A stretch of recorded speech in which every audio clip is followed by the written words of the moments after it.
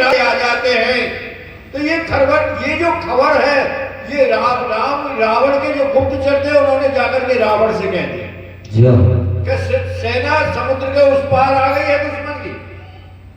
अब तो और तो किसी को चिंता हुई नहीं, लेकिन रावण के राजा की जो पत्नी थी मंदोदरी, उनको बहुत चिंता हुई। मन में विचार करने लगी कि जब से सीता का हरण हुआ है तब से और आज तक इस लंका में कोई ना कोई किसी न किसी प्रकार से अनिष्ट हो रहा है, बुरा हो रहा है।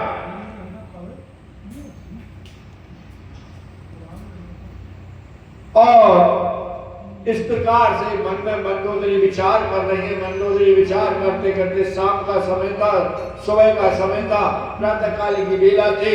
राजा महाराज रावण जो है घर पहुंचे और घर से जैसे बाहर को निकलने वाले थे तो मंदोदरी ने रावण की पत्नी मंदोदरी ने रावण के चरण पकड़ लिए और हाथ जोड़ करके प्रार्थना करने लगी, महाराज जय हो। ऐसा मालूम हुआ है कि शत्रु की सेना समुद्र के उस किनारे पर आ गई है। तो जैसे ही मंदोदरी ने कहा कि शत्रु की सेना गंगा के उस किनारे पर आ गई है, यहां मौजूद है वो समुद्र, वो गंगा दूसरे किनारे पर आ गई है, तो रावण इस बात को सुनकर के बहुत हंसा, लगा करके हंसा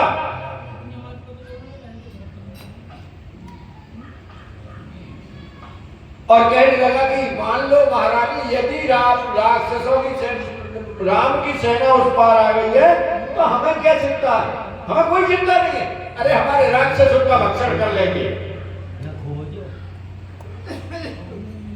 जो ही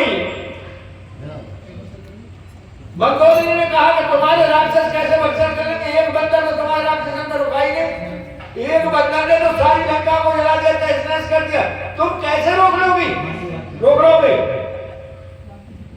रावण हंस करके फिर दोबारा से मुस्कुरा करके और उस पर ऊपरी प्यार दिखा करके, हृदय में अंदर तो रावण के भय है लेकिन ऊपरी मसमूही मुस्कुराहट ला करके मंदोदरी को अपने हृदय से लगा करके और वहां से चला।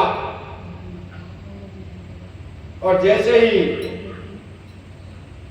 मंदोदरी ने कहा कि चल रहे हो गए, तो हाँ, मंदोदरी के हृदय में चिंता करने लगी कि ऐसा होता है कि पति पर विधाता अनुकूल नहीं हो गए, आज भगवान मेरे स्वामी के प्रतिकूल है।